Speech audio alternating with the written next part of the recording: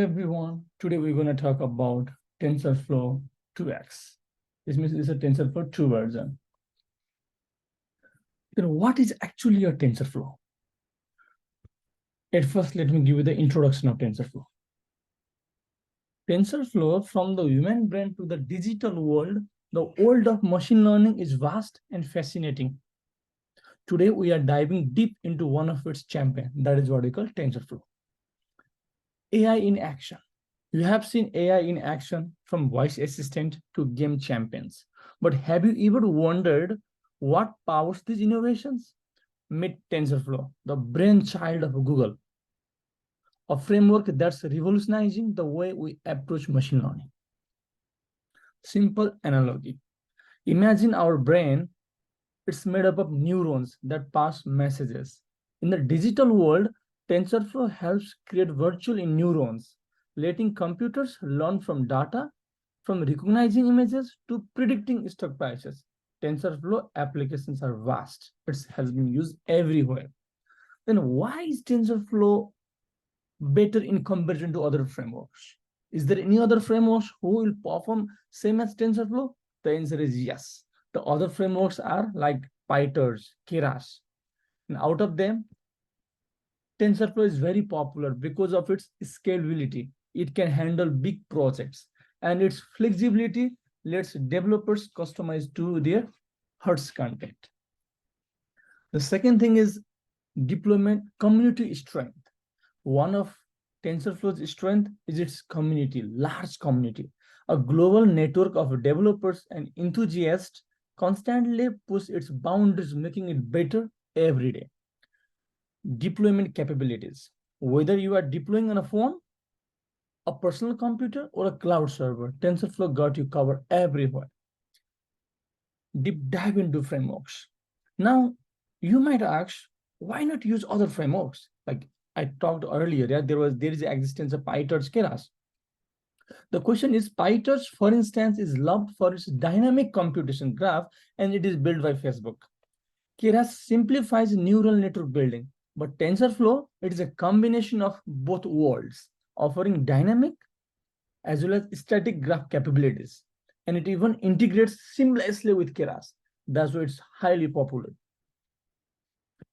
Continuous evolution. With Google's backing, TensorFlow is always evolving, staying at the forefront of machine learning research. Then why TensorFlow? So why is this TensorFlow required? The big question that comes in everybody's mind. In a world driven by data, TensorFlow provides the tools to extract knowledge, make predictions, and create intelligent applications that were once the stuff of science fiction. Then why do we like the TensorFlow? The main thing is it's very easy to play with. Let me explain this like for a baby. Think as like for a baby. Just like you have a big Lego bricks and small Lego bricks. TensorFlow lets computer experts choose how they want to play. They can make simple things or very big and complex things also. And another thing we like is it can build big castles. Some Lego sets let you build big castles or even entire cities. TensorFlow is like that. It can help computers do big tasks like understanding what's in a picture or translating languages. Lots of friends play with it. Imagine if all of your friends have a Lego set, you could share ideas and build it together. Many computer experts around the world use TensorFlow so they can help each other and making it better. So in conclusion, TensorFlow is a magical playset for computers. It's like having the best toys from different sets all in one single box. And you just like how you love playing with your favorite toys. Computer experts love using TensorFlow to make computers smart. Remember, every toy or place with is special in its own way, but TensorFlow is loved by many because it is having many toys in a single box. The future is AI-driven, and with TensorFlow, we are one step closer to turning imagination into reality. Thanks for joining us in this journey in the heart of machine learning. Now let us go to the practical session. Whenever you want to use a TensorFlow, the main thing is you have to install a TensorFlow in your computer. Let me install a TensorFlow. For that command, you have to write, since I'm working in a Visual Code Studio, you have to write pip install TensorFlow. It will install the TensorFlow in your computer. Right now, it's already says requirement already satisfied because I already have a TensorFlow. Now, if you want to see what is the version of TensorFlow installed in your computer, for that purpose, always you have to, at first, for any model, to know the version, you have to import that model. That's why, let me import the model. That's why I import the model as TensorFlow as TF. Then after, once I want to see the version of TensorFlow, what I'm gonna do is print TF dot version. This is the code, like whenever you run it, it will show you the TensorFlow version. That means in my computer, I have 2.10.0. That's the TensorFlow version in my computer. But as I told you, TensorFlow is a combination of both PyTorch and Keras. But if you want to see Keras also, for Keras, what you have to do is you shouldn't have to import the TensorFlow. You can just do that because Keras is already integrated with the TensorFlow. That's why tf.keras dot underspace version underspace. Whenever you run it, you will see the, sorry, here is a version. It will give the TensorFlow. That means it is also showing the same version. Keras is also having the same version. TensorFlow 2, whatever the thing we are talking about right now, TensorFlow 2 is a combination design of TensorFlow 1 and Keras. In TensorFlow 1, there was not a Keras, but in TensorFlow 2 is a combination of TensorFlow 1 plus Keras.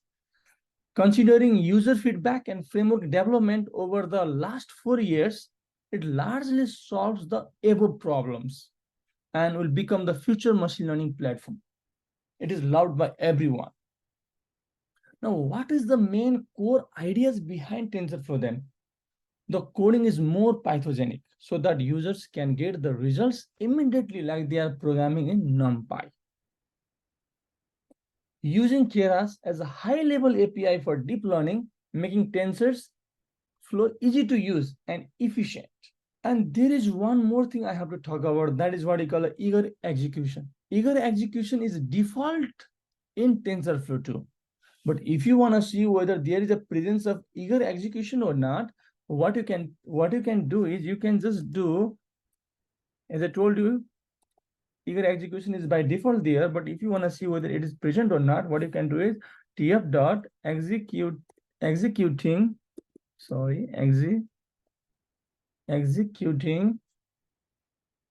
eagerly. If you run this command, it should have to show true or false. Right now it's showing true. That means by default it is there. As I have even told you, by default TensorFlow 2 has an eager execution inside it, so that we show any special setup. Also, I told what we have to do is we just want to make sure whether there is a use of GPU or CPU in your computer. Okay. Whatever the TensorFlow you are working on, we just want to make sure there is a use of GPU or TPU. For that purpose, what you can do is, let's say I wrote the comment whether there is a use of GPU or CPU check. Which one has been used right now? For that purpose, what you can do is you can write if tf.test dot is GPU available. If GPU is available, then print it is running on GPU else, then print what? It is running on CPU. Let us try to run the comment. It says that right now it is running in my CPU.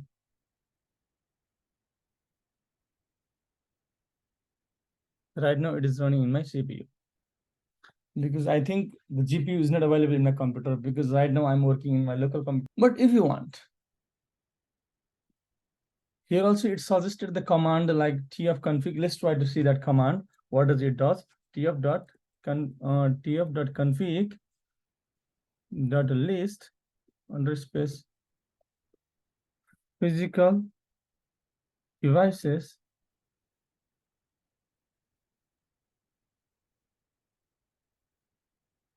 It doesn't do anything to you. But let's say if you run it CPU, you see, since earlier in the code, it already told that my code is right now running in CPU. That's why you got this output. Because right now my device type is what? CPU. But earlier, whenever you passed your GPU, since GPU is not a device type in my computer, that's why it gave an empty list. Now let's go and try to work with some tensors command. Let's go and try to work with some TensorFlow constant. TensorFlow constant, not TensorFlow, tensor constant. Let me define x as a variable. And how are you going to define the value to a tensor?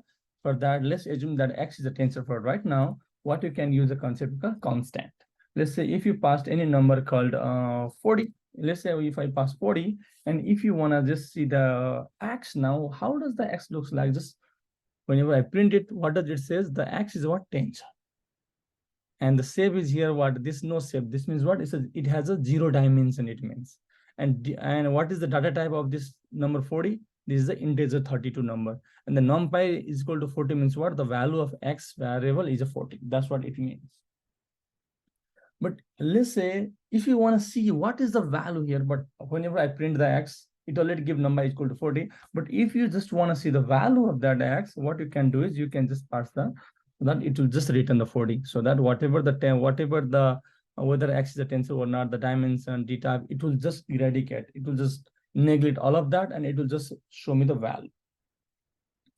But let's say, since here it's told that variable is a what you call integer 32, but if you want to assign that as a data type of integer 64, then what do you have to do? For that purpose, let's say my variable is x1 here. Same way we have the way how we have to assign the value is tf constant. Let's say you want to assign a value called 1.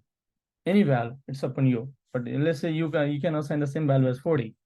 And here you have to, if you want to, by default it will be integer 32, but if you want to assign a specific d type, then what you have to mention it in the code. Let's say earlier it was integer 32, but if you want to make it integer 64, then you can just now print x1. It will show here. Now it's again a tensor. It has a dimension of 0, integer of 64. Earlier it was how much? 32, but now it got 64 because in the code we have mentioned that the variable x1 should be a integer of 64. That's why. Okay, let's try to this, since as I told you, this is what we call a 0 dimension tensor.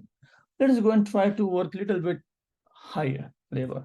Let's say one variable called x2. This is again the same command, tf.constant.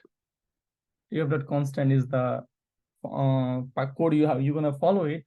But let's say you wanna have a different shape. Earlier we just passed one number. Let's say here we are trying to pass some like matrix.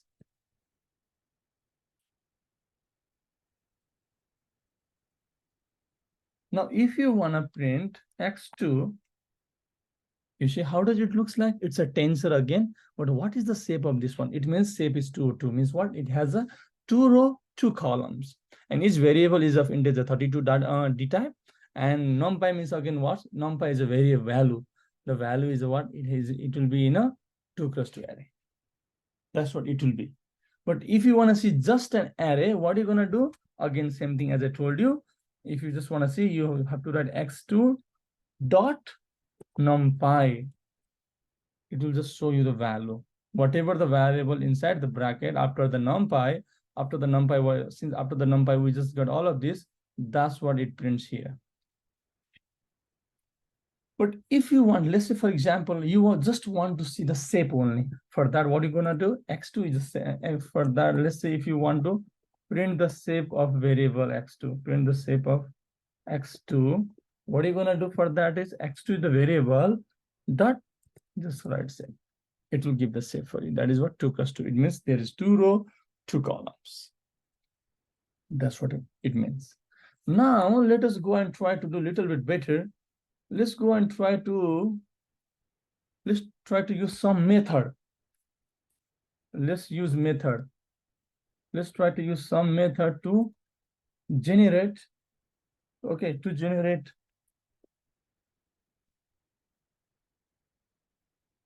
ones and zeros. Ones and zeros. Let's try to do that. For that, what you can do is TF, since we just want to generate ones, what are you gonna do? TF dot ones. And for that, what is the shape of ones you want to generate? For that, you have to give a shape. Let's say I want to generate a shape of 2 cross 3. For that, now let me give a print statement here. This will generate a ones. This will generate ones. But if you want to generate zeros, same thing, TF dot, just write zeros. And in the same way, you have to give the shape of it.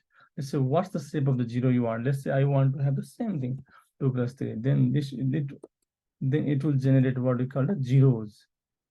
It will generate a zeros. Whenever you run it, you see the first code will be all ones that has a 2 row and 3 columns. That's what I have mentioned here in the shape.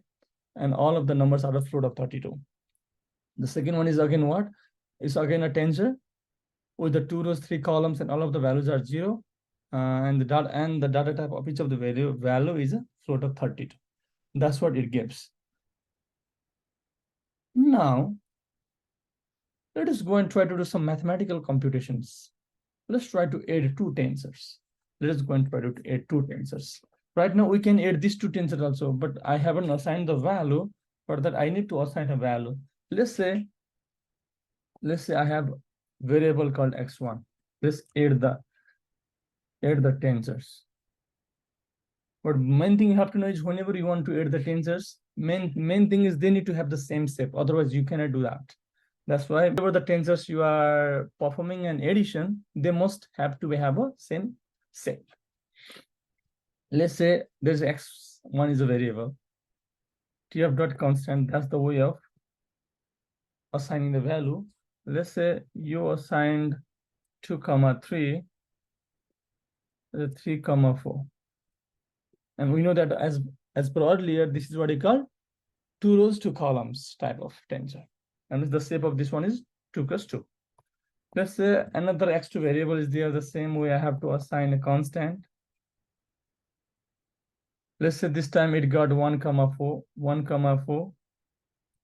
The another one I want to make it 8, 9. This is now if you go and see the shape of x1 and x2, let's say if I want to print the shape, I just want to see the shape of this one. How are you going to do it? As per earlier, I showed you earlier how we can do that. Print x1 dot shape. It will just x1 dot shape. It will print the shape of x1. If you want to print the x2 shape, x2 dot shape. They got the same shape. That means we can perform the addition here. That's what we have to make sure always. Now you can just comment this shape because I was just making sure they got the same shape. Now, since I want to make an addition, to perform any addition in tensors, what are you gonna do?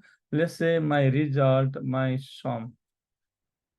Sorry. Let's say my addition. That's what the addition performance addition I'm doing of 2 tensors. What you're gonna do is TF dot add. That's the code you have to write it. And what are the 2 variables we are using? x1, x2. That's what we have to write it.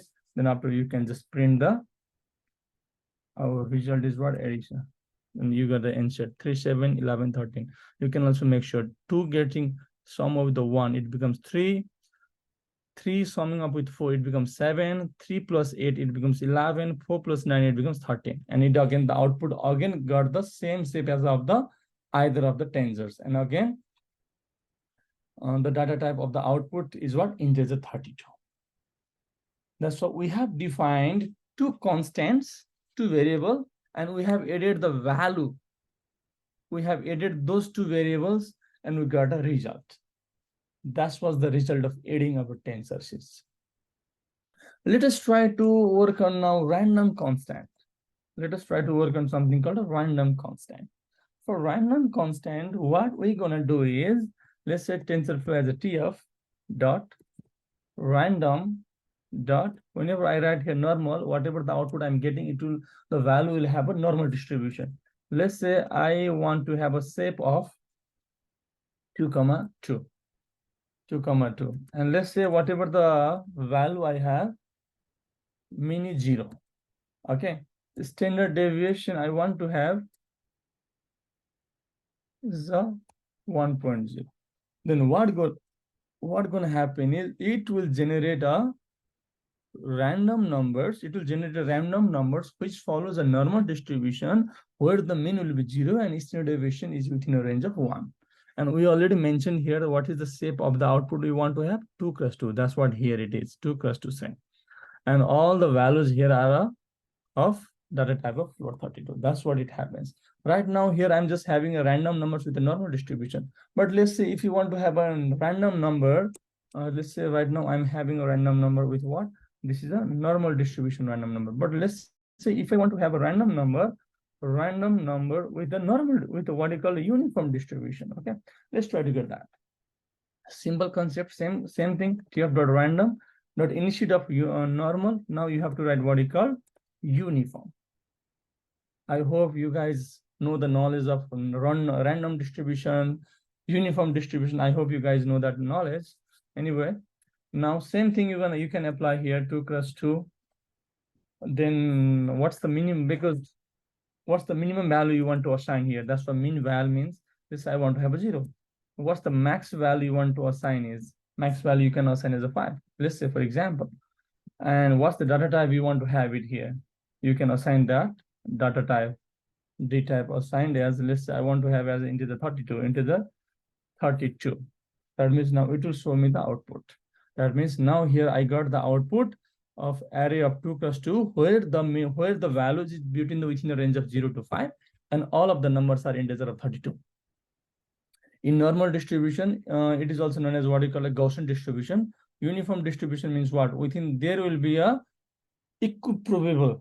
The value between the range will have a equiprobable when choosing. That means the value between a 0 to 5, each of the numbers have they have the same probability to choose. That's what a uniform distribution is. And the mean median is always equal to a plus b by 2. That is a minimum value plus maximum value divided by 2. That will be always your mean and median in the uniform distribution concept. Now let us go and try to declare the variables.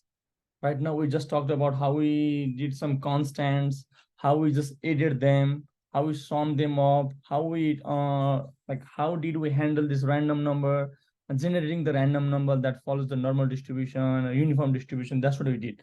Now let us go and try to work with the variables. Variables. Now what is variables then? Variable is what? It is a special tensor. Okay, let me, sorry. It is what we call it is a special, it is a special tensor that is used to store variable values. Variables values. That's what it is mostly used for. That's what is a variables. It stores the variables values. That's why it's a special tensor. We have to know like that. Now the question comes, how you will declare the variables then? That's the main question. Okay. Let's say one variable called var1. Let's say that's one of the variable. Let's say we declare as a 10. We can call as a what you call a Python variable. This is what you call a Python variable. This is what you call a Python variable. Now, why this is Python variable? Because we haven't even applied a TensorFlow anything is here. Let's say I want to create a TensorFlow variable. Then how are you gonna do it? For that purpose, let's say this is what TensorFlow variable I have. Let's say I assumed as a var2 as a name. Then what you have to do? You have to apply called tf dot variable, tf dot vari, tf dot variable. Then after you have to give a number. Let's say You give any number, let's say 12. So what does it will be? It will be a what? TensorFlow variable. And what is a variable in tensor? It's a special tensors. This means what? This means it's a tensor. But earlier var 1 is equal to 10, that's not a tensor, that's just a Python variable. But right now, whenever we apply TensorFlow, it is a TensorFlow tensors with what? With a dimension of 0. That's what we have to make sure. Let's say another variable var3 I assumed as tf dot variable. Let's say I applied 1, 2, 3, 4. Let's say I got this. Now what happened? Let's say if you want to see all of them, let's say you want to see all those, say the values of it, all of them data types of each of the tensors. Now you see, what does it says?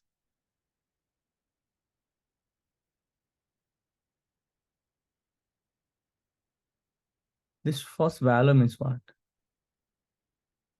This 10. 10 means what? That's a Python variable. That's why you don't see any term called tensor there. The second thing, var2 was what? My TensorFlow, the 0 dimension, and the value was 12. That's what it is here. You see, it's a TensorFlow variable. That's what tf dot variable is here. That has a dimension of 0. Shape is equal to 0. Shape is 0. There is nothing. That means what? It's a dimension of 0. That is what we call a rank 0 means. Rank, we call it as a rank 0 tensor also for that. And the value 12, the value 12 is what we call the integer 32. And numpy equal to 12 means what? That's the value assigned for that tensor. And this is what for variable 3 is. What is this variable 3? Variable 3 is again a TensorFlow 3 that has a shape of 2 cross 2. That means it contains 2 rows, 2 columns, and each values are of data types of tensor 32. And this is the numpy. That's what it means. That's what the value means. That's what it is. That means TensorFlow will infer the data type defaulting to what? What will be the default value? It will be a default value will be always be a tf dot float 32 for float numbers, tf dot int 32 for integer numbers. Right now here I got what? Int 32. That means int 32 is a default for integers. If you got float 32, that will be a default for float numbers. That's what there's two things in a TensorFlow whenever you have to know the data types. As I mentioned, float 32 is for the float number, int 32 is for the integer numbers. Let us go and try to see now the data type that can be explicitly specified. Let us specify data types. We want to. That's why earlier I told that by default it is integer 32 and float 32. But if you want to specify the data types, we have to do it. Let us say, for example, you want to let's say float 62. Earlier I told that what float 32 is by default. But if you want to assign a variable, let's say a float of data type of float 62, how are you gonna do it? The same way. This is the way how we're gonna assign the TensorFlow variables. Let's say I want to assign a number 89, or let's say 100. I assign a number called 100, and by default it will be what? Integer 32 or float 32. But if you want to assign it as float 64, sorry, it should be tf dot float 64. Float 64. Now, if you want to just see the data type of this number variable, what you can do, float 64 is the variable. But if you just want to see the data type of this one, you just write d type and just press enter. You see, by default, it should be float 32 or integer 32. But you see, but by forcefully, we have assigned that the number 100 should be what? Float 64. That's what it is. That's what it means. Now, in TensorFlow, we have a lot of things here first. What you have to know is TensorFlow has a large number of built-in data types. Built-in data types. That's what we have to know at first. At first, earlier I told float 32, int 32. They are by default. They are by what we call it default. But besides this, what we have? Besides this, we have what we call the tf.float 16 also we have. As we just saw right now, tf.float 64 also we got it. That's what the numbers are there. Now for the integer, there's a big difference. Let's say here's integer 32 by default there is, but there is integer what we call the 8 also. Sorry. Is a 32 tf dot integer 8. There's by integer 8 also. There is what we call the tf dot integer 64 also. And also there is what we call a for complex number also. This is just for integer and float number. There is something for complex number also. tf dot complex 64. Complex number with 64 bits data type. That's what are there. Even there is something called a boolean also. There is something called string data types also. Those type of things are also there, like tf dot boolean also. This is a boolean data types. Also there is something called tf dot string data types. There are a lot there. There is something called TensorFlow quantized data types also. Quantized, there is something like that though. This type of things are there a lot. That's why TensorFlow has a lot.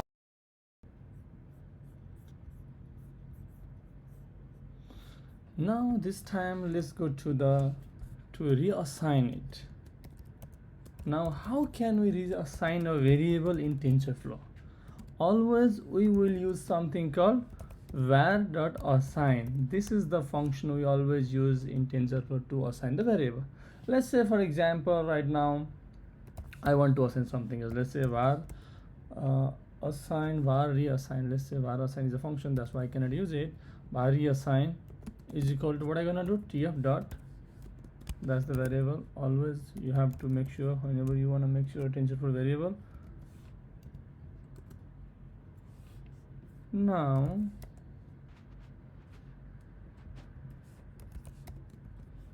let's say if I want to see this one, it will say it's a TensorFlow variable of variable 0. Shape is like, that means the 0 dimension yields, and the value inside it is a float of 32, and the value is of 89.0.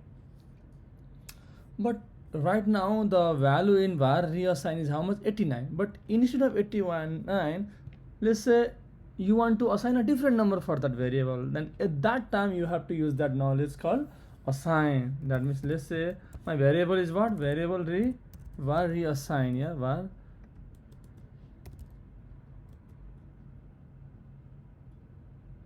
variation, that's my variable. Now in that variable I want to change my variable values.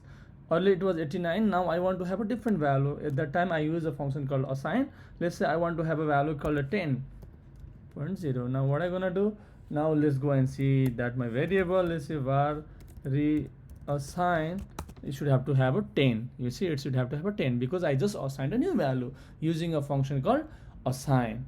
Does that make sense?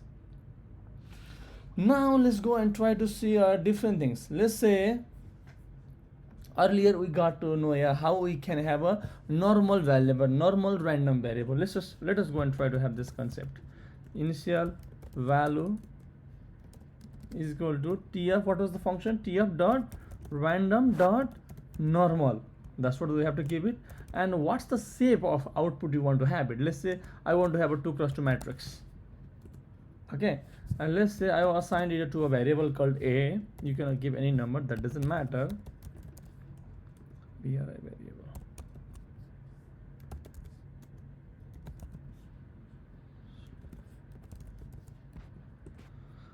Okay, now let's see if I want to print a. What should it look like? That means earlier we told that we want to have a matrix of 2x2, and that should have to, and those numbers should be a random number, and that number should follow a normal distribution. Oh, sorry, what happened? My code is it got yes.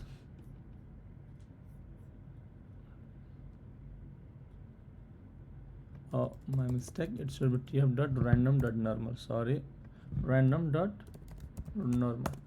Yes, usually earlier it was different value, now it is different value. That means it is just the value will keep changing. Let's say if you now print it, the values are going to be different because you told that random. That's why it will have a random number, and but that number will follow a normal distribution. Okay, does that make sense? Now what we're gonna do is, now we will try to assign a value. Okay, now we will try to use that assign function to have a different value in this case. Now for that, what we're gonna do, let us try to use, let's say, now let us say that we can assign or is equal to with assign value, or let's say we can assign the add value. If we want to add something else, we can assign add. Let's say if you want to remove the value, assign subtract. That's what the thing we're gonna use. If you want to assign new value, just write assign. If you want to assign new value with the sum, assign add. If you want to have a new value with subtraction, assign sub. That's what we're gonna do it. Okay, let us do that. Let us say let us try to add it. I think add will be the get. Let's say add value. My mistake. Let's say add value. I want to have a new value by adding t of dot again random dot normal.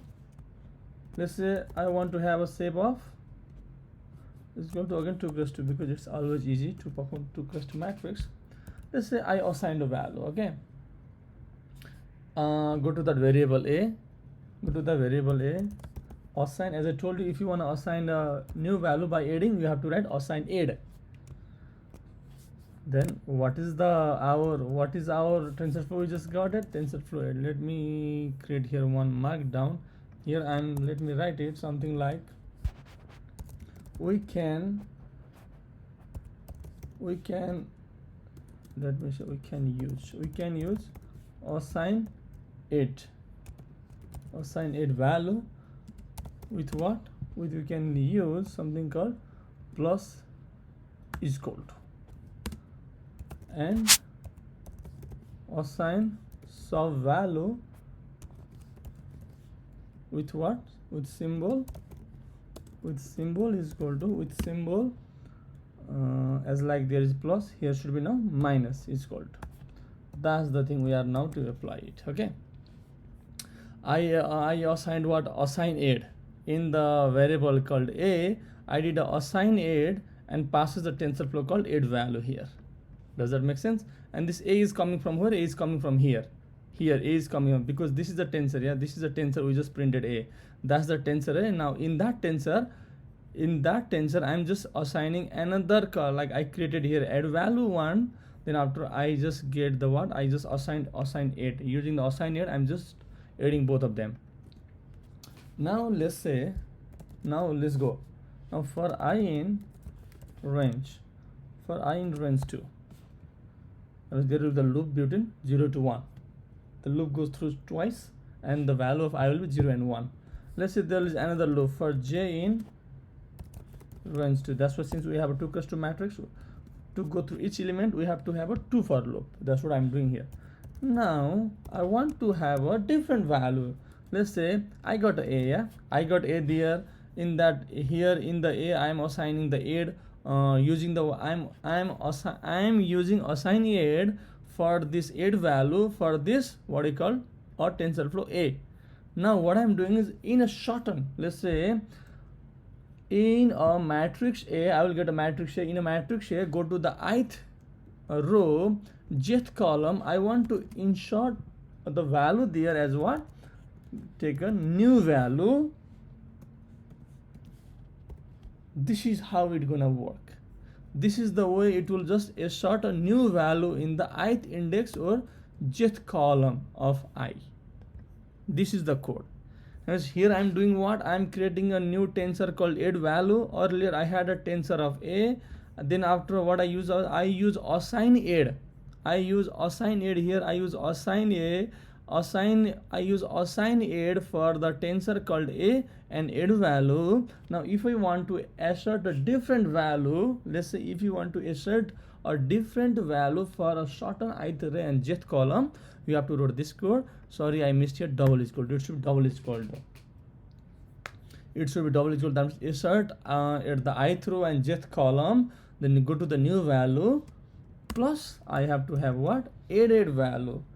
Now here in add value, because that's what I am doing. Yeah, go to the now ith comma j.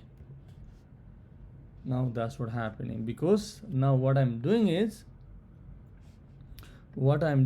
go to the a tensor at ith jth row, go to get a new value from there, get a new value. It will just have a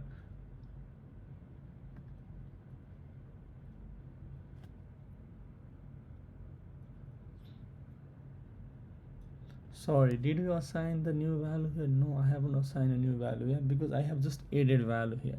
Well, let me have, sorry, I have to have a new value also, because on the ith row and jth column of a, what's the new value I want to have it? I haven't described that new value. Let me describe that new value also. For that, what you're gonna do is, let's say new value. What will be the new value? New value will be again equal to tf dot random dot normal.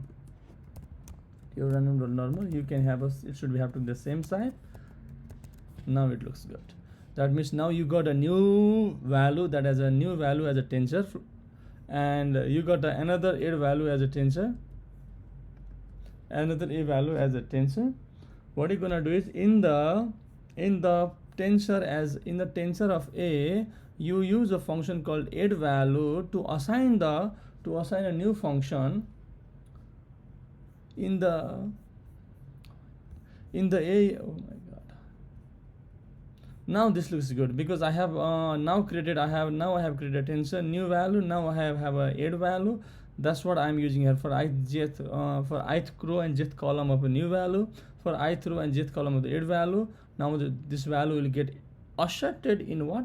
ith and jth row and jth column of a tensor. That's what happens. Okay, now let's go and try to see a different thing. Like earlier I told, but let's say by just having the tensor, how could we have a shaping the tensor? Let's talk about shaping a tensor. Let's talk about shaping a tensor. Okay, let's say tensor is equal to tf dot variable. Let's say that. Let's say I have a tensor like this. It doesn't matter, it can be any tensor. Let's say 1, 2, 3, 4. Then if you want to see the shape of this tensor, what are you gonna do? Just have to write the name. What's the name you given? Tensor dot shape. It will just give the shape. That's a 2 cross 2. Does that make sense? Now let's say one thing. Now let's try to reshape the tensor. Let's try to reshape a tensor. How can we reshape the tensor? Let's say that tensor 1 is equal to, I give the new name, tensor 1 is equal to tf dot reshape. That's the thing I can use, tensor dot reshape. It will do what? Good, that's my name here. Earlier the name of the tensor was my tensor. Now I want to reshape the tensor. I want to reshape the variable called tensor. What I want to do is, like, I want to reshape. What's the thing I want to do reshape it? What I want to do reshape? What's the reshape I want to do? Earlier I have 2 row and 2 column. Yeah, let's say I want to have now called 2 row 2 columns. I can have what? 1 row and 4 columns. Yes. Now my mistake. Now let's say I want to print tensor 1. You see, now it should have 1 row and 4 column. But instead of this, let's say if you want to have again what? 4 row and 1 column. We can do that. 4 row and 1 column. We can do that too. Let me give it a new name called tensor 2. You see, 4 row 1 column. The main thing is, earlier in the tensor variable, how many values were there? There were 2 row and 2 columns. That means there were 4 values. There were how many values? 4 values. That's why I was able to reshape it in a 1 row and 4 columns, and I was also able to reshape it in a 4 row and 1 columns. But the question comes here, can we reshape it in a 5 row and 1 columns? Can we reshape it in a 1 row and 5 columns? We cannot do that, because whenever we have a 1 row and 5 columns, or 5 row 1 columns, it should have 5 values, but the variable called tensor has only 4 values. That's why you will get an error whenever you do that. Okay, it's not possible to do that. Now there comes ranking, dimensions. What we call as the ranking. We call as what? Ranking, or this is also called as a dimension in a tensor. Dimension. This is called a ranking of a tensor, or a dimension of a tensor. Okay. Let's try to work on this one. The rank. At first, what is rank? The rank of a tensor is the what? Is the number of dimensions. Is the number of dimension it has. That's the number of dimensions the tensor has. That is, if I have to say a little bit better, that is the number of indices that are required to specify any particular element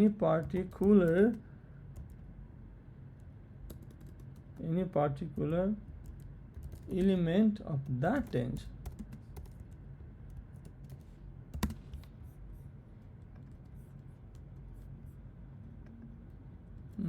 Listen, this is the definition. What is rank? The rank of a tensor is the number of dimensions it has, or we can say it as what, or that is what, it is the number of indices that are required to specify any particular element of that tensor. Oh, sorry, I have to give it in a, I have to change this row in a markdown. Okay, change cell to markdown, then it will go to work. Okay. Let's say earlier I got a variable called how much. What was the variable called earlier? I think tensor was one variable. Yeah. Let's say I want to have the dimension of that tensor. Okay, but it's already shown here, I think so. Oh, it's not shown here. Okay, it's not shown here. Okay, no problem. Let me go and see the dimension or the ranking of that. For that, what are you gonna do? Tensor for TF. For that, you have to write rank. And what is the variable? Tensor. It will give the rank. You see, the rank is what? What is the rank here? Is here the rank is always given by the rank, or dimension is given by what? Shape. And in our case, what is given here? We have a shape of like this. What does this mean? This means the output is a scalar value here. This means what? The output is a scalar value, which means what? The rank is 0. That's what we have to have, which means the rank is 0. Now let me change back this to the, otherwise I'm going to get an error. That's what that means. Okay, always the rank or the dimension is given by the set. We have to know that. Let's say now how can we, okay, let's go and talk about this. Now question comes, how to cast a tensor to a numpy, or even say, let's say Python variable. How can we do this? How can we cast tensor or numpy? How can we cast tensor to a numpy or Python variable? How can we do that? Let's say, like earlier, we defined a variable. We defined one tensor called what? Tensor. Yeah, that was a tensor. We have it. Yeah. Now let's say I want to cast that tensor to a numpy. For that purpose, what I'm gonna do it is the name of the variable of our tensor is what? Tensor. If I want to cast it, just write numpy. Let's see if I want to print it. If I want to print that, now I can see. Now this is my numpy. Does that make sense? Let's say, now what can I do? Let's say, okay. Now what? Now let's try to find. Let's go and try to do this is the how I can cast a tensor to the numpy. Now let's try to find the number of elements of a tensor.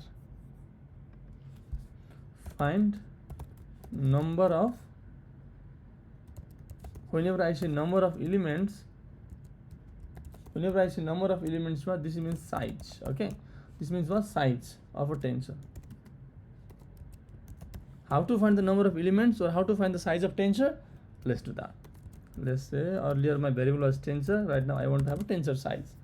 I should have to write tf dot size. Size is the function. Okay, what's my input? You have to assign the input. My input is what? Tensor. Earlier my tensor was already a variable. Now you have to do what? Numpy. No space. Now just do tensor size. You'll get it. That means the tensor size is what? Tensor size is 4. In our case, what does this mean? It means the number of elements, because my tensor was a what? 2 cross 2 matrix. 2 cross 2 tensor, sorry, it was a 2 cross 2 tensor. Yeah, that's why the number of elements was 4. Any questions? Let's say if I want to see the data type of those values there, what I'm gonna do? If I want to see the data type of my tensor of that tensor, what I gonna do is the name of the variable of my tensor is tensor. Then I have to write what? D type. It will just give it. That means the values are of integer 32. Any questions? Okay. Now let us go and try to perform a little bit called mathematical operation. Okay, TensorFlow mathematical operations. Let's try to perform this mathematical operations. Let's try to perform mathematical operations. But one more thing what we have to know is, whatever the TensorFlow mathematical operations is, that can be used as numpy for artificial operations. Okay, this whatever the TensorFlow mathematical operations, as I told you, that can be used, you see, that can be used as numpy for artificial operations. That's what we have to know. And one more thing, as I told you, whatever the operations I will have it here, TensorFlow cannot execute this, these operations on the, we have to know this TensorFlow cannot execute this operation on the GPU or TPU. So far it cannot, but in future it might operate. But so far, till now, the TensorFlow, whatever the operations I will show you now, the TensorFlow cannot execute these operations on the GPU or TPU so far, but in future it might. Okay, let us define one variable called tf. Now how are we going to define the variable? Let's say I want to have I want to define it randomly with a normal distribution. Okay, normal. Let us go with the shape. You can choose any shape. Let me choose 2 by 2 because 2 by 2 is very easy to perform. Let me perform the another tensor tf, variable called b. Let me say the shape is again 2 cross 2. Okay, that means now I got what? 2 tensors. One tensor as a variable a and the tensor as a variable b. Now let's say I want to perform what we call the TensorFlow mathematical operations. As I told you, we can use as a numpy. That means let's say I can use as what? 2 tensor a plus b. Okay, let's say my another variable I got as what? I can apply, let's say I want to have a square elements, whatever the output I got, whatever the output as I got for tensor c, whatever the output I got for tensor c, what I want to do? I want to do a square. I want to do a square of all the elements of c. What I'm gonna do? I will do this one. Use the square function. Okay. Let's say I want to have a new variable called e. What I'm gonna do? Whatever the elements I have in tensor c, I want to have an exponential of those values. That's why I'm gonna use exp. That will create the exponential of all the elements of a tensor c.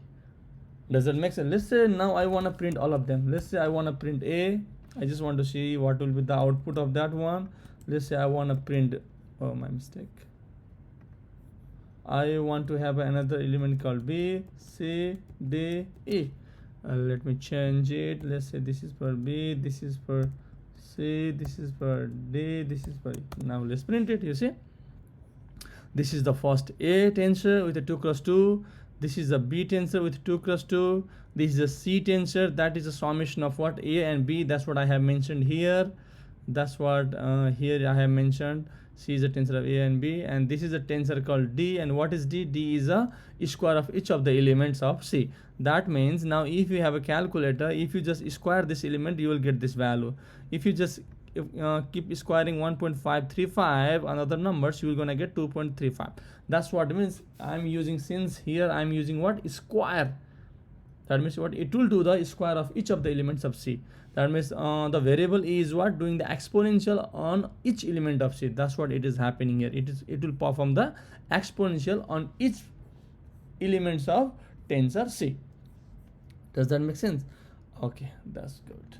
Now let's say we got it. Yes, and now means what we got it. Now we perform something called mathematical operations on tensors, and that can be used as a numpy. We got that. Now let us try to perform, let us try to perform what we call element wise. Let's say element wise tensor operations. Let's try to see element wise tensor operations. Okay, let's try to element wise tensor operations. For that purpose, what I gonna do is, what was my tensor? Let's say what was my tensor variable? This was my tensor variable. Yeah, now if I want to perform element wise element tensors, what I'm gonna do is I have to write tensor. Let's say element wise element, I wanna do multiplication. Okay, tensor, I have to write this one, then this. Let's give it space, let's give it space. Tensor. You see, now if you go and see there, now tensor is multiplying itself with tensor. That means what? 1 will multiply with 1, it will become 1. 2 is multiplying with 2, it becomes 4. 3 with multiplying with 3, it becomes 9. 4 multiplying with 4, it becomes 16. That's what it is now performing, what? Element wise multiplication. Does that make sense?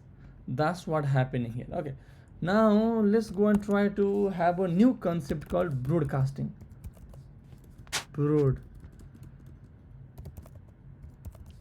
Broadcasting. Let us go and try to see the concept called broadcasting. Let me change this cell to the markdown. Okay, now I cannot change the markdown. What does this mean? What does this mean? The main thing is the element wise. Okay, at first I have to know element wise tensor operations. Element wise tensor operations also support what?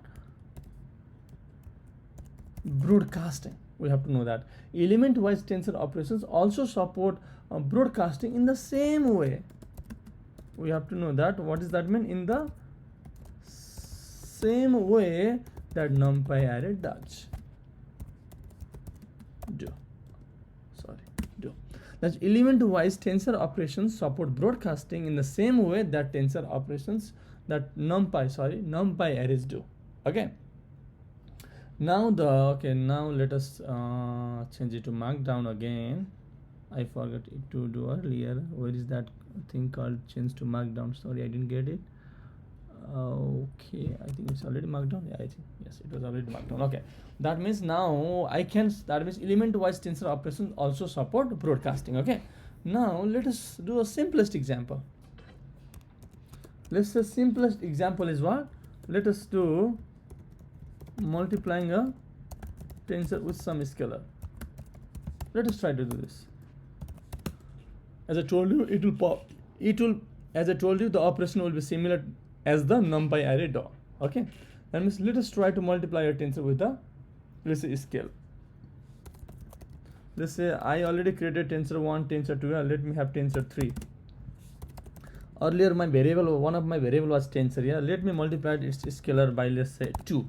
Okay, sorry, there should not be any syntax after that. Let me now print it. What is the tensor 3? But if you want to see, like, okay, oh sorry, was it a change cell to code? Okay, before this, if you want to see, okay, before this, let us see how does, before this, let us see how does the tensor would look like. Okay, my tensor would look like this. Now if I just multiply a tensor with a scalar, as I told you, it supports broadcasting. Each of the elements should be multiplied by 2. That means 1 is multiplied by 2, it becomes 2. 2 is multiplied by 2, it becomes 4. 3 is multiplied by 3, it becomes 3 is multiplied by 2, it becomes 6. 4 is multiplied by 2, it becomes 8. That's what I get it here. Okay, that's what it happens. Now actually, okay, now let us go and try to see the transpose matrix multiplication concept. Let's just go and try to see that. Transpose matrix multiplication. So let us see transpose matrix multiplication. Okay, let us say a matrix. I have a matrix U. Let us say this is one, and but we have to work in a tensor. That's why constant. This is another way, constant. Okay, now let's say assign a value for this one. Let me assign a value called 1 2 3. Let me say that's the simple value I just okay, so that's the matrix U. I got it. Yeah, let us have a matrix B the same way. Tf dot constant, assign another matrix called, let's say 4 5 6. I got a new matrix here. Now what I told you, if you want to have a matrix transpose matrix multiplication, what are you gonna do? We have to have one concept at first. Okay, what we know, let's say print u dot shape. Oh sorry, oh yeah, I haven't run that code. Oh sorry. You sure? What is the shape of u? Is a 1 cross 3. Yeah, it's a 1 cross 3 is the shape of u. Let's say if you want to have a shape of b, it's also 1 cross 3. Now can we multiply those two matrices? We know that according to our knowledge of mathematics, the number of column of first matrix should be equal to the number of row of second matrix, but here it doesn't matches. That's what we're gonna do in this case is, that means if I have two matrix that has the same row and same column, in this case, now it's not having the same row and same column. What I meant to say is, if a matrix, the first matrix number of row is not same as the is not same as the number of rows of second matrix, you cannot do any matrix multiplication. Okay, in that concept we're gonna use the knowledge of something called a transpose matrix. And one more thing, by transposing a matrix, let's say by transposing a matrix A, let's say in our case U, if by transposing a matrix U, then whatever the number of columns I got after transposing the matrix U is equal to the number of rows of matrix V,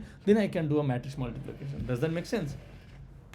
In our case, the shape of matrix U is 1 cross 3. The shape of matrix B is what? 1 cross 3 again. That means now if I do the transpose of matrix B, let's say if I transpose the matrix of B, what's going to happen? Let us say okay, Tf dot transpose. If I apply Tf dot transpose, let's say on matrix called what? B, and let's see if I print it, I transpose it, I think oh sorry,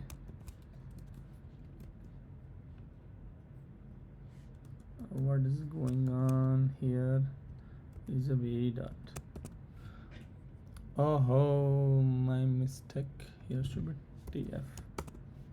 You see here now what happened earlier, the shape of B was what? 1 cross 3. Now whenever I transpose the V, now I got a 3 cross 1. Now compare the shape of A and B. Earlier the shape of U was what? 1 cross 3. Now the shape of transpose matrix of B is what? 3 cross 1. That means the number of columns of matrix U is same as the number of columns of transpose B. That means now you can perform what? Matrix multiplication. That's what transpose matrix multiplication is. In our case, the shape of U and B both got 1 comma 3, 1 cross 3. That means at first what I have to do is a transpose. Now to perform matrix multiplication, what I have to do is something called matmul function. You have to apply something called matmul. And then what are the two matrices? U is one of my matrix. There is another matrix called B, but you cannot use B. What you have to do is you have to transpose that B at first. You have to transpose that B. Okay, once I transpose that B, let's say you got what is called, I want to have output as A, then what is my B? Matrix is B, but okay, you shouldn't have to have, you can regulate B. Okay, now you perform matrix multiplication. You got a matrix, one of the matrix is U, which have a shape of 1 comma 3, then another matrix is B, but you transposed it and you're gonna get 3 cross 1, so that the number of columns of U is same, will be equal to the number of columns of transposed of V. Now it can perform the matrix multiplication. Let's say if I just hit enter, you see our output is equal to what? Now our value is equal to what? Now 32. The output of the transpose matrix multiplication is what? 32, and what is the shape of it is 1 comma 1, and the value 32 is what? Here integer 32 data type. Does that make sense? That's what happens here. Okay, now let us go and try to perform a little bit thing. Okay, let us try to do one thing now. Let's try to cast a tensor to another tensor data type. Let us try to cast one tensor to another data type. Cast a tensor to another tensor data type. Okay, let us say I assigned A here. I use what? I am just casting a tensor, that's why I have to use a cast. What is the tensor you want to cast it? Let's say I want to cast a tensor called tensor. Okay, let me say you want to have, now whenever you cast a tensor, you want to have in a different data type. Yeah, that's why you can assign what is the data type you want to have. What is the data type you want to have? You can just assign it. Let's say you want to have a in an integer of 32. Let's say that. Okay, now you can just print A. You see now your tensor got casted into the data type called integer 32, because you want to cast that tensor, whatever the tensor. I don't know what was the data type of tensor was, but we can make a look earlier also here. What was the, okay, here earlier here the data type of tensor was already integer 32, but we still did that. Okay, instead of integer 32, let me do integer 64 otherwise. Okay, integer 64. You see now what happens? I cast a tensor, or the tensor had a data type of what? Integer 32. Yeah, here you see the integer 32. Where was that? Here it is. Sorry, here it is. You see the data type of tensor was integer 32, but now I cast a tensor to a different data type, that is integer 64, so that whenever I made output, you see here now it is showing integer 64. That's what actually happens here. Now let's try to do a different thing. Now let's try to find the square difference.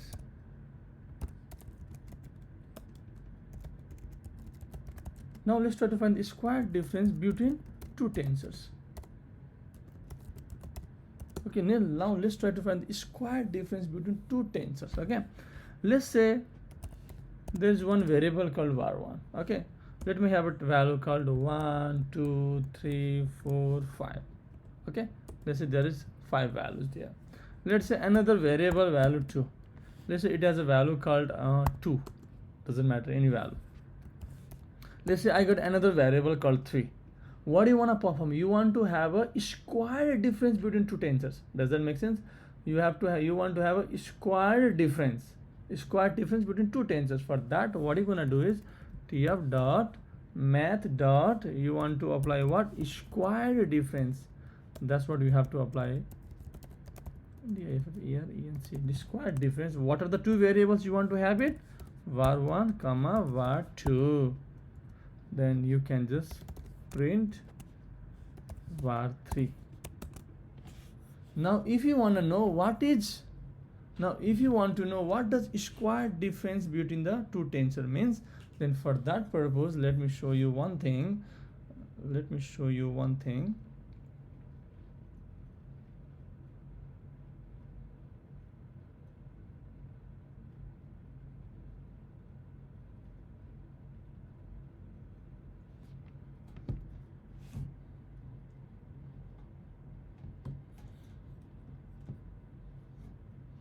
The meaning of, okay, let me keep it here. The square difference between two tensor, the meaning of this one is what?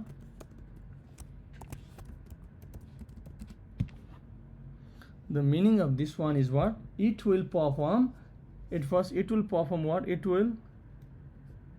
is calculated by subtracting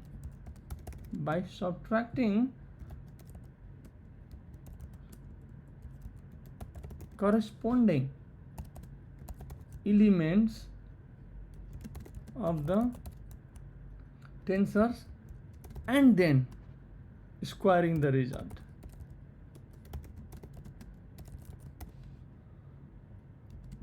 That's what squared difference between the two tensor means. That means what are you gonna do?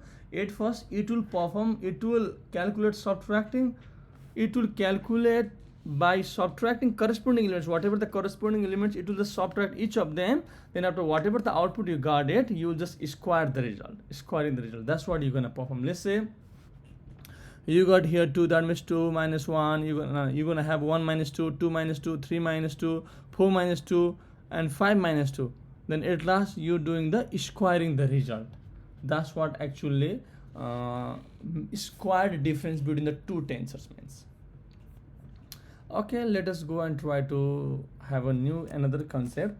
Let us say, how are you going to find the mean? Now, how to find the mean of tensor? How to find the mean of tensor? Okay.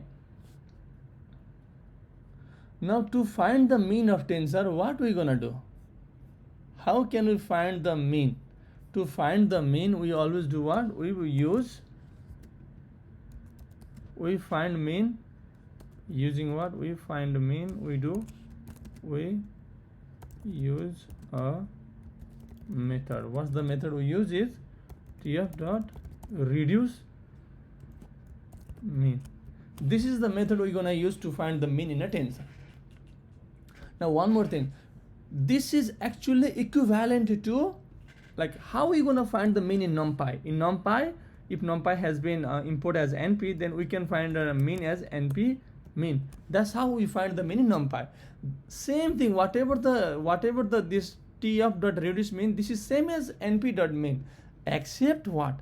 Except that this TF dot reduce mean, it infers to the return data type from the input tensor, whereas NP dot mean, it allows you to specify the output data type, and by default it will be a float 30. Sorry, it will be by default it will be a float 64. Okay, let's say, and one more thing, in TF dot reduce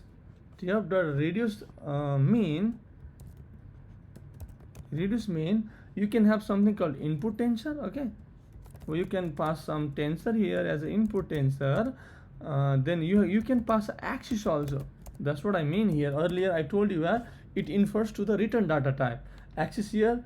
Now what you can do is, if you want to keep the dimensions, keep dims is equal to, also you can have some value, otherwise it's none. Name is equal to none. That's what actually happens in a TF dot reduce mean, and here it infers to the return data type also.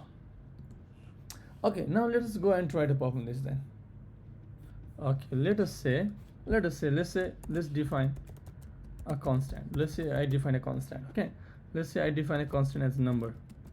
I got a number as, how we're gonna define the constant? Always TF dot constant. That's no way. Now let's say I define a constant like 2 point something, means it will consider 2.0. Okay, then after 3 point, okay, that's one. Sorry, because I want to have a 2 cross 2. Let's say I got 4.5 point.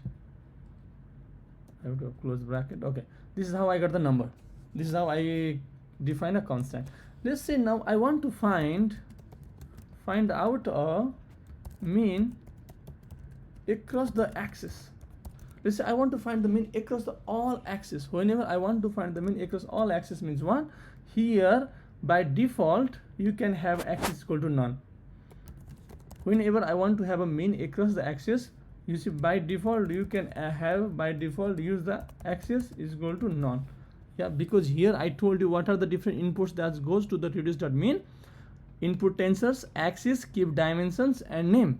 But if you want to find the mean across the whole axis, by default you have to keep the axis is equal to none. Does that make sense? Okay, let's do this TF dot reduce mean. That's what I want to apply. What's our input tensor here? Our input tensor is what? Numbers. Yeah, just write the number, it will work.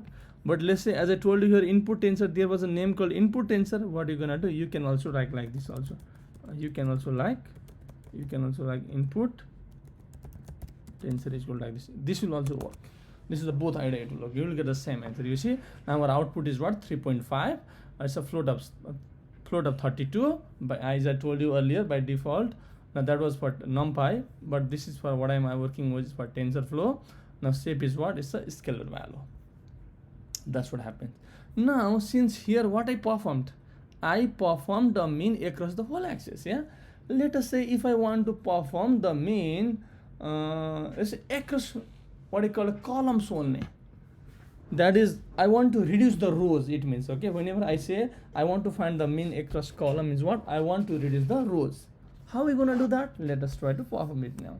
Okay, let us say find the mean across columns. Okay, that means what? That is to reduce. That means what is it? That is to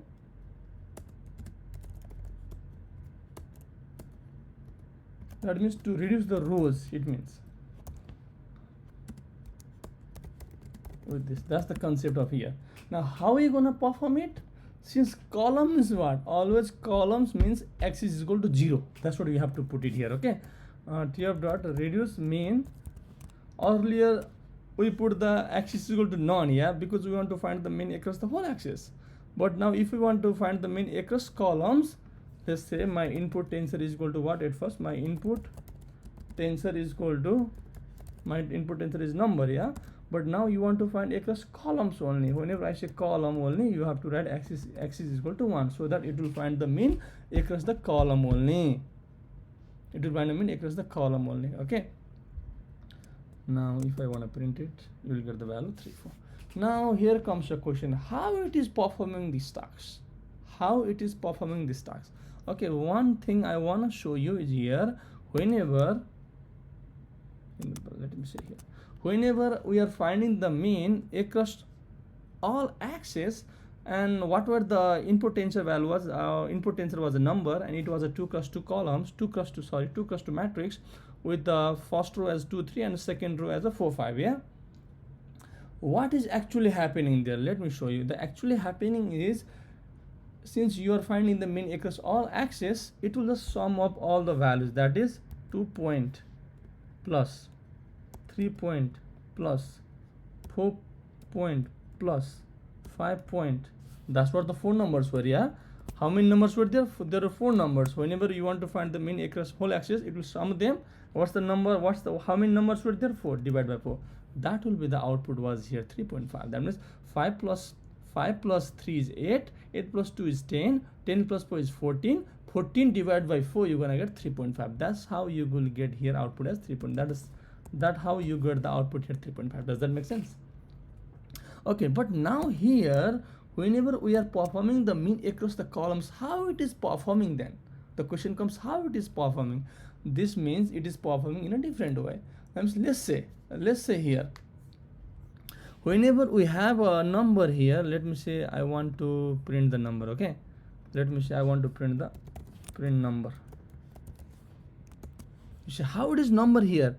What is the first column? Since I want to find the mean across the column, yeah, what is the column, what is the first column in a tensor? It's a 2 and 4. That's the first column. The values in first column is 2 4. Yeah, so what is happening here is, at first what will happen? It will happen 2 point plus 4 point.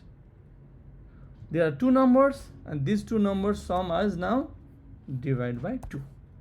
That's how you will get 4 plus 2 is 6, 6 divided by 2 is 3. That's how you get here 3 at that first. Now across columns, then what are the values in second column present? 3.5, 3 point and 5 point. Okay, 3 point plus 5 point, and then sum again by 2. 5 plus 3 is 8, 8 divided by 2 is 4. That's how you will get the mean across the column means. That's what actually it happens. Okay, now let us try to see other things. Now let us try to find the mean across rows. Whenever I say find the mean across rows means what? That is reduced column. Just opposite, isn't it? That is reduced column. Earlier, whenever I says find the mean across the column means reduced row. Now whenever I want to find the mean across row means what? Mean across rows means reduced column. Okay, same concept. Tf dot reduce mean my input tensor is equal to what? Number. Then for the axis, what I have to do is 1. Whenever I say axis is equal to 1, that means whenever I mention axis is equal to 1 inside this bracket, it means what? You are finding the mean across the row. Now if I print it, this is how it becomes. Now how it is performing, that's also we have to make sure we understood that. Now if you go and see here, what are the elements in the first row of tensor? Is 2 and 3. Yeah. Now what is happening is, now it becomes 2 point plus 3 point, it's divided by 2. Okay, and this means what? 2 plus 3 is 5, 5 divided by 2 is 2.5. That's how the first number is here, 2.5. What is the second row elements in tensor? 4 and 4 point and 5 point. Yeah, that means what happening here, it becomes 4 point plus 5 point. There are two numbers divided by 2. 5 plus 4 is 9, 9 divided by 2 is 4.5. That's how you got the output, and 2.5 and 4.5 is the output we got after performing mean across rows. That's how we do it. Okay, now what do you want to perform?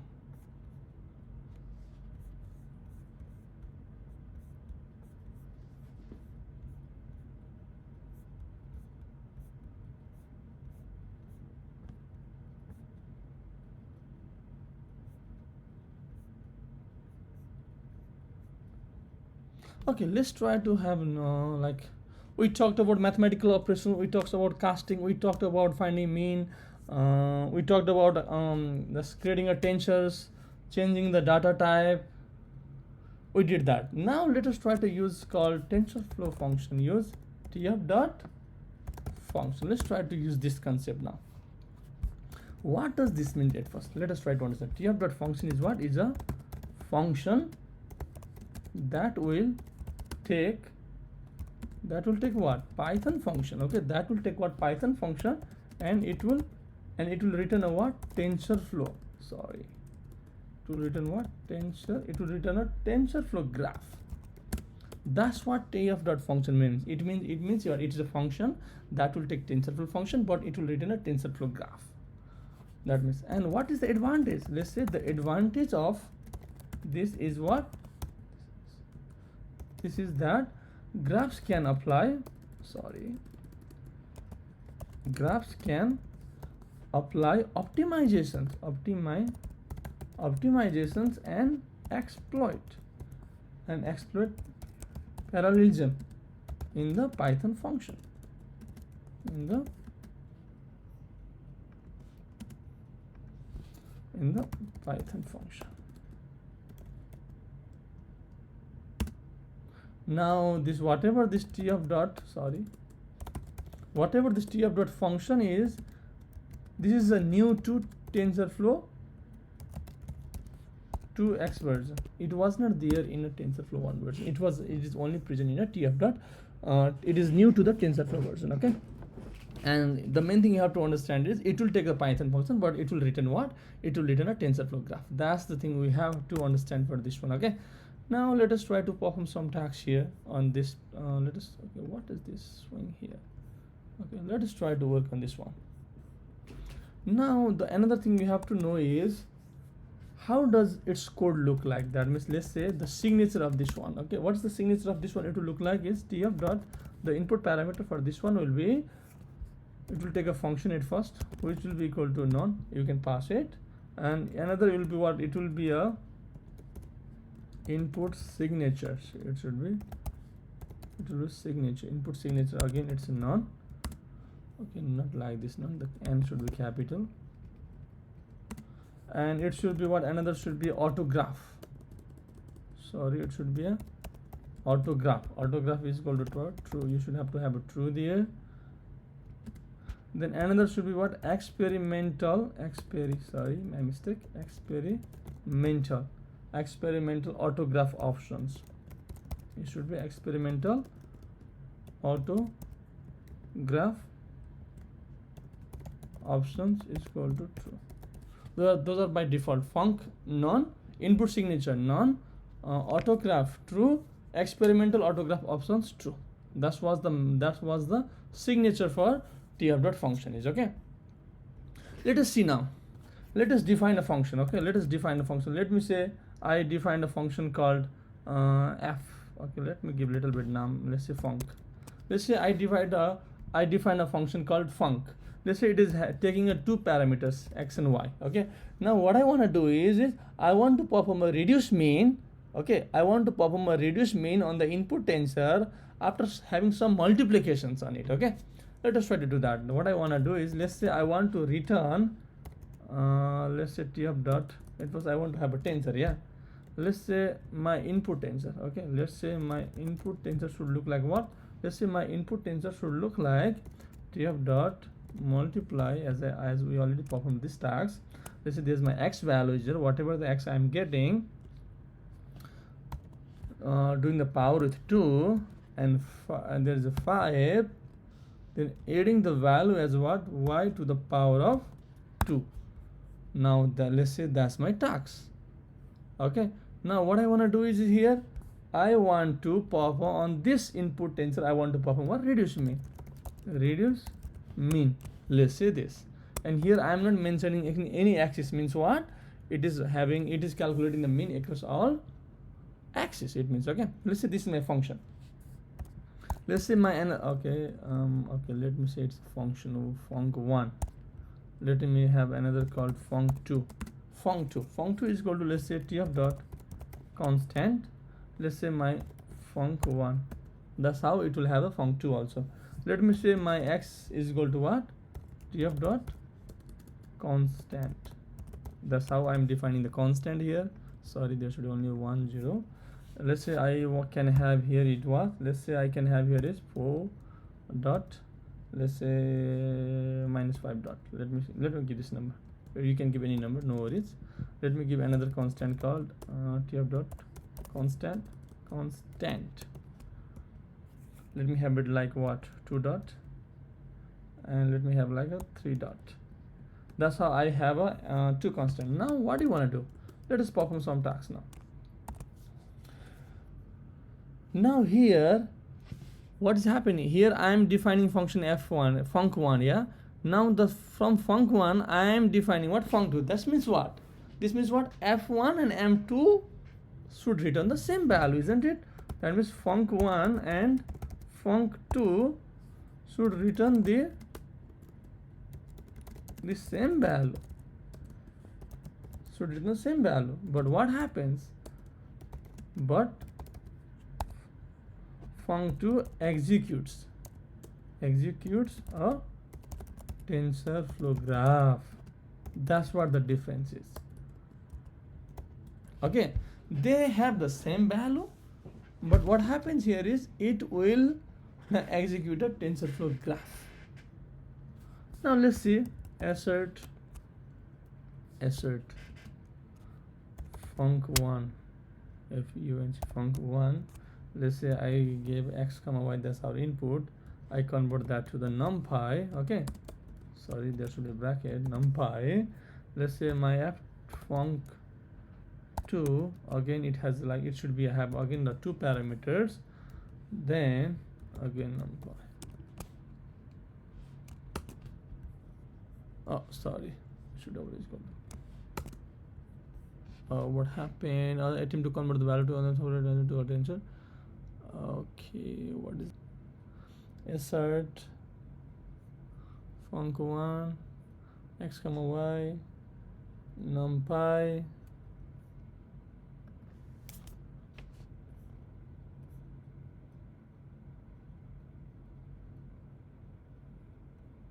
unsupported type of tensor. What does that mean? Okay, sorry, it should be because I'm trying to do what? I'm trying to do your function. It should be because, oh, sorry, oh damn, what I did. Yeah, because as I told you, t of dot function will have what? It will execute the TensorFlow graph. That's what I want to perform here, t of dot function on the func1. Okay, now it should have to work. Yes, now it is working. This means what? Since there will be no output because I am doing the assert here, and on func2 I am applying what we call t of dot function. That's why, since func1 and func2 will they have the same output, but func2 will execute the TensorFlow graph. That's the thing. Okay, now what do you want to do?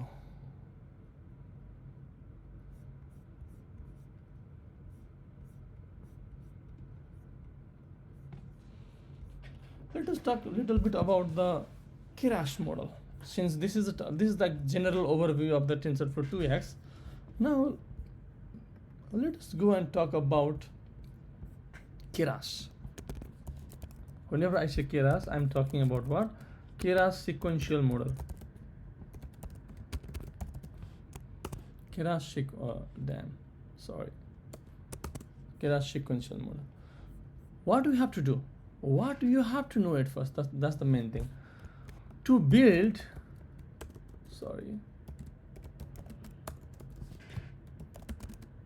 to build a Keras sequential model, what do we have to do? We have to add layers. We have to layers on it. That's the main thing. We have to do what? We have to add a layers on it on the same order. Okay.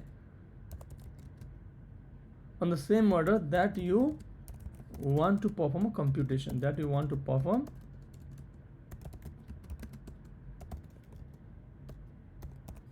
computations. That's the main thing you have to know is, okay. After building a, let's say after building a model, let's say you build an architecture, let's say you build a model, then what we have to do is we have to compile it. We have to compile a model. Does that make sense? After compiling a model, we have to compile it. What does this mean? This optimizes, what does it do? This optimizes the computations, okay? Optimize the computations that are taken. That's what happens. And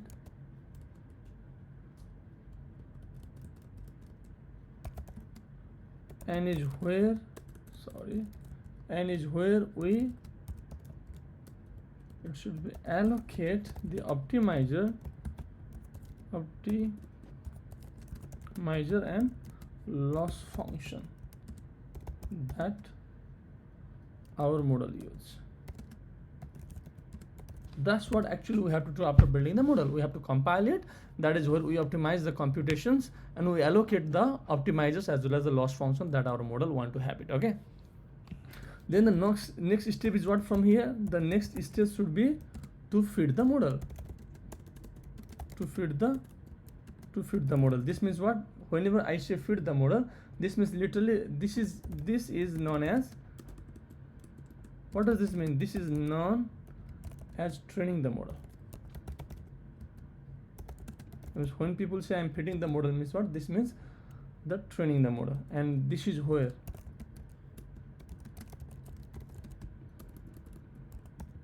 all the computations take place.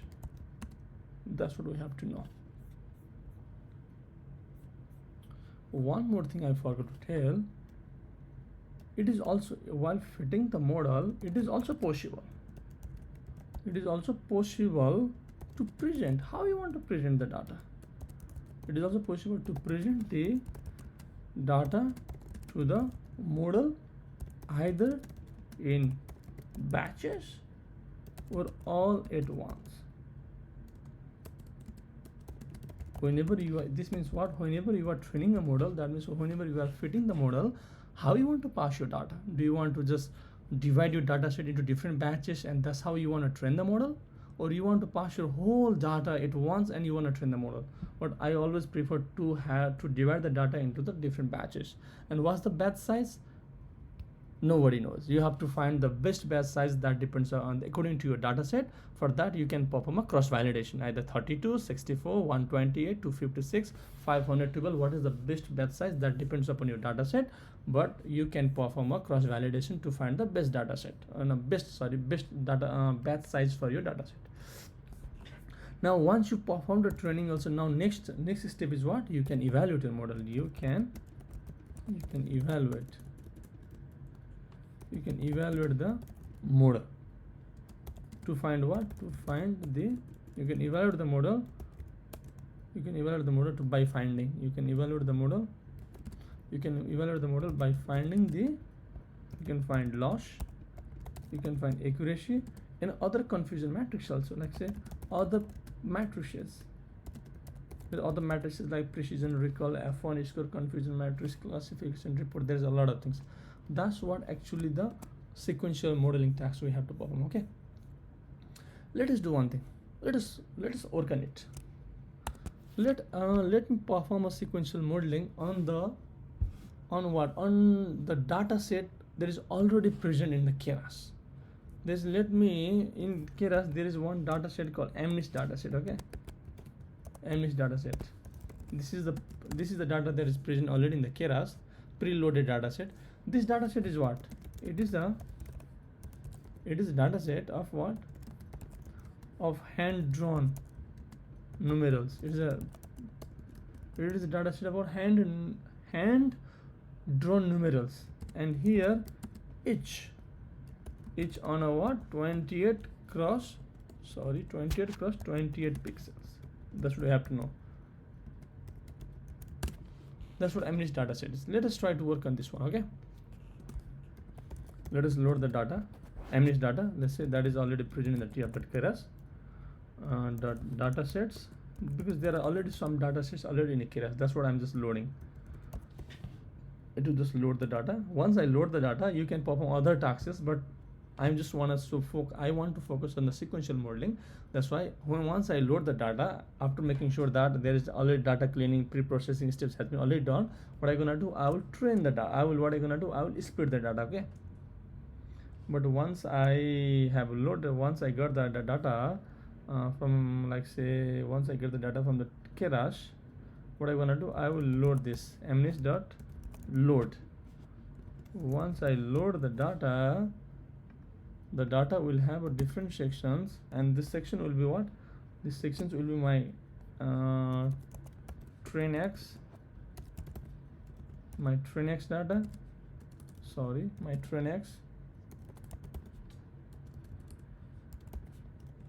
train Y, my mistake, train X, train Y,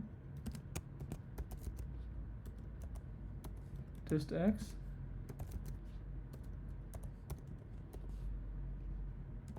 that's how whenever I loaded data I will get it. Let me run this code. You see now data has been downloaded from the Keras, and we loaded the data also. Now data has been in the train X, train Y, train X, test X, and test Y. Okay, now let us try to define some variables. Some variables. Okay, and define the variables. Let us say at first epochs. Epochs means what? How many number of times do you want to perform that task? That's the epochs. Okay,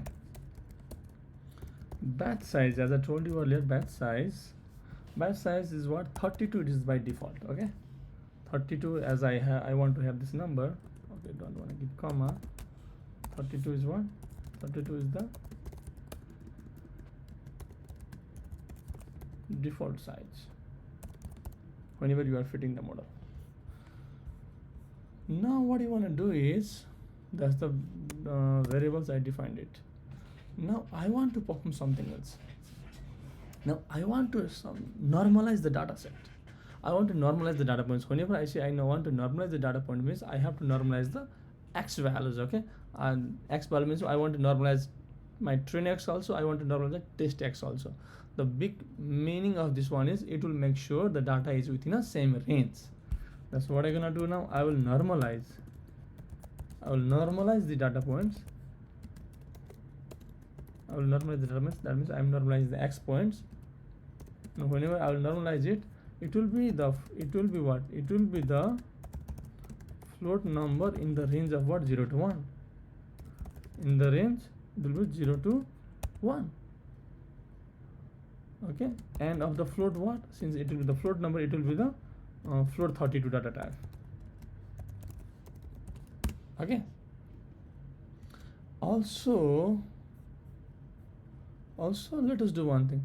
Since my train Y will also be what? It will be again the float number.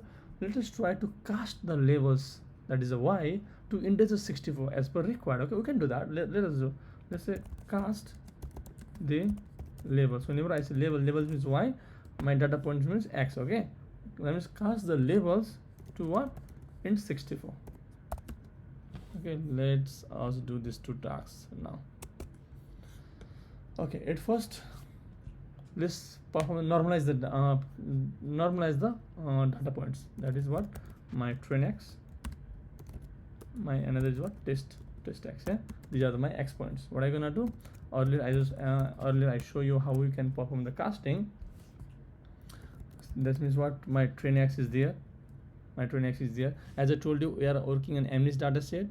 That is a hand-drawn numerals. It has 28 by 20 pixels.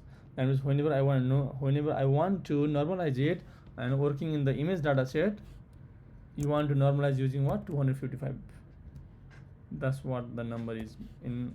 And you want to have it what, TF dot, what data type you want to have it is a 32. Yes, floor 32. That's why 32.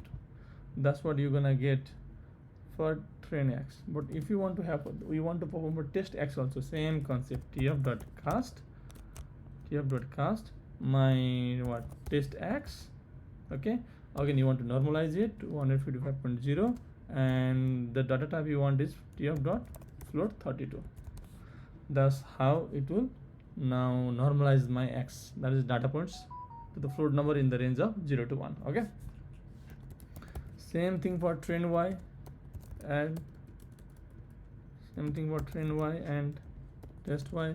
We want to have what, we want to cast the labels to integer 62, not 62, it should be 64. Sorry, it should be integer 64. There is no integer 62 data type. Sorry, I wanted that's the integer 64, or it is in that earlier one. Change the code. So what I'm gonna do is again TF dot cast. It was what, my train y. Yeah, train y. Now I just want to convert that to what, into the 64. That is TF dot int 64.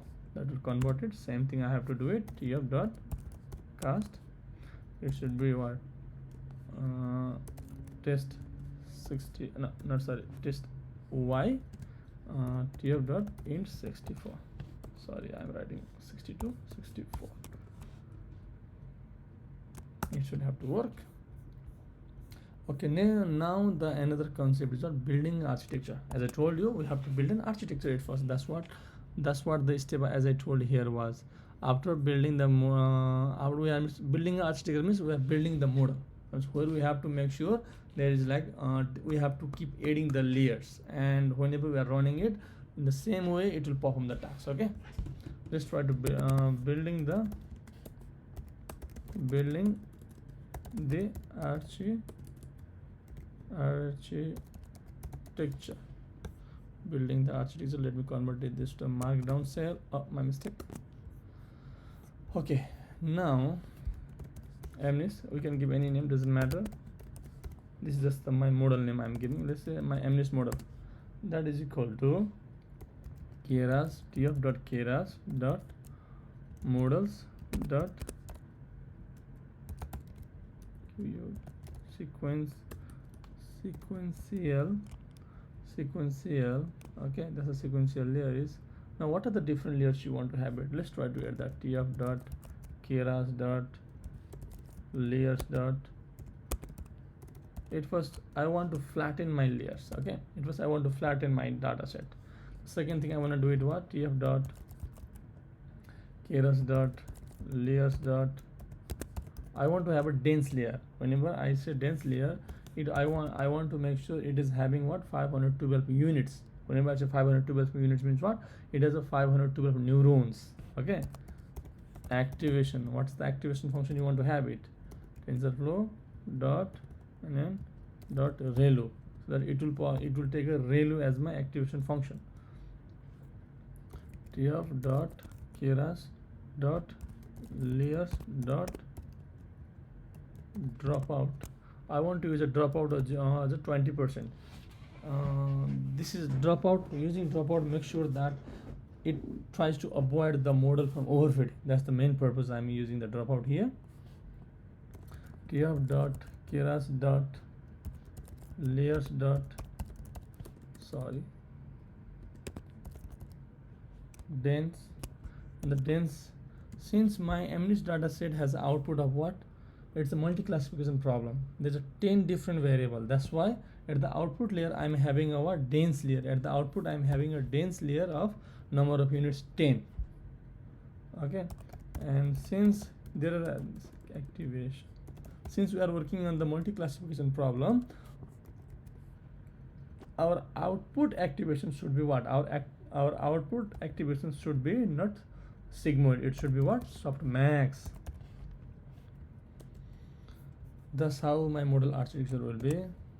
Oh, sorry, it is sorry, it should be a code. Okay, now as I told you, after building a model, after building an architecture, we have to go with what? Compile the model.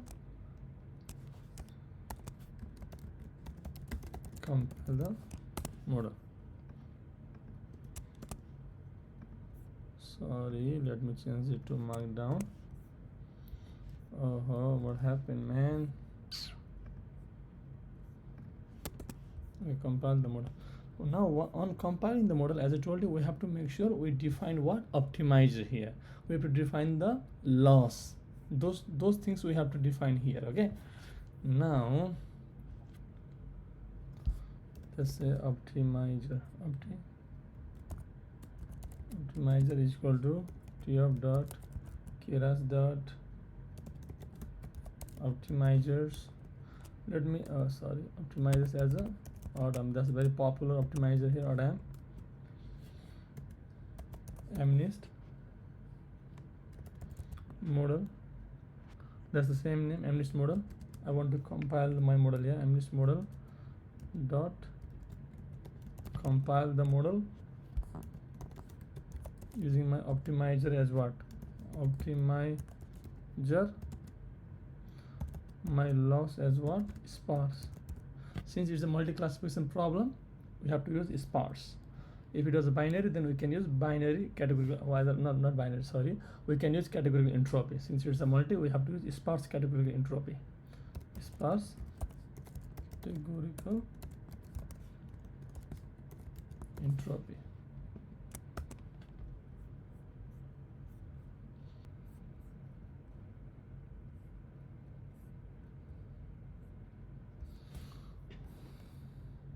Oh, sorry, it should be sparse categorical cross entropy.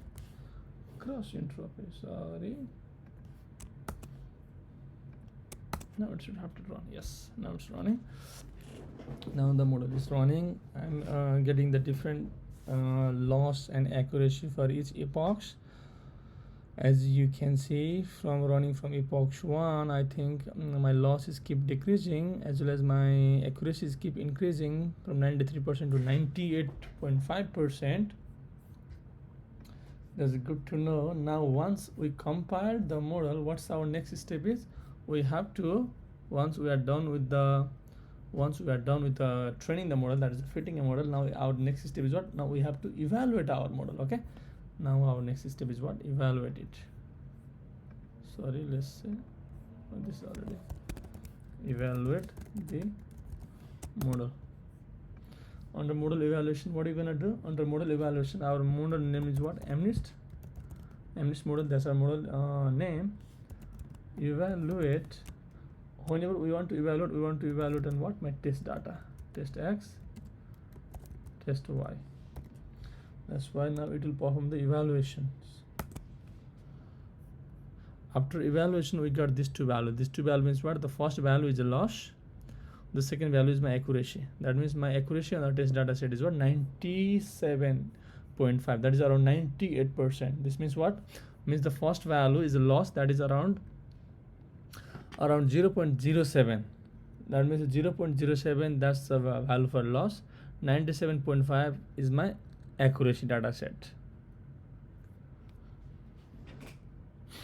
That means my loss is around only 7.8%. That means out of 100 data set, my data set is able to determine 98% of the time it is able to determine on average. That's what it means. And thank you. This is the all overview of the MNIST data set.